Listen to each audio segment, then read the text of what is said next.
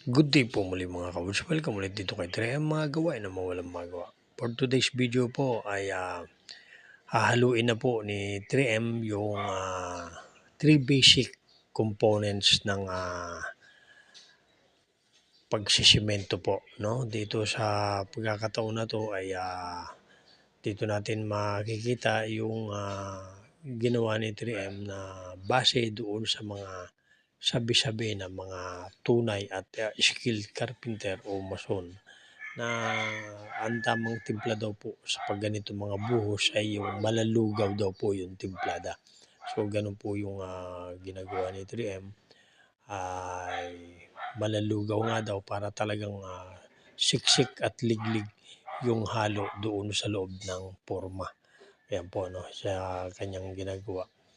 At sa mga timpla naman po ni 3M ay sumobra man po pero mga yan ay nasa mga isa, kalahati or dalawa na timba.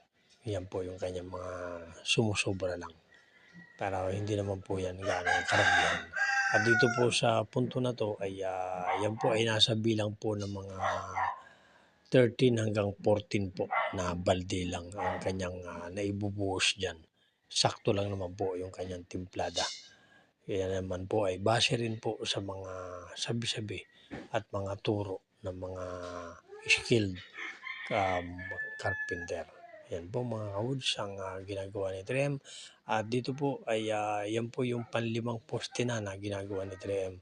At meron na lang po isang nalalabi.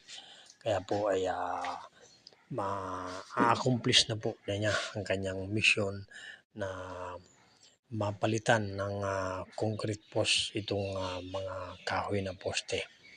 Yan po mga kawoods at mga kahoy na poste po yan ay nasa 11 years na kaya medyo yung iba po ay mahuna na at delikado at baka po ay biglang bumagsak. Yan po mga kawoods, maraming salamat po sa inyong panonood at gabayan po kayo ng ating Panginoong Diyos sa araw-araw na ginagawa natin at ingatan sa lahat ng mga ginagawa. Maraming salamat po. Shoutout po sa lahat ng followers. Shoutout po sa lahat ng viewers. Mabuhay po kayong lahat at lagi po natin tatandaan, ingatan natin ang ating kalusugan, ang ating katawan sa araw-araw. Puna natin, sipag at tiyaga.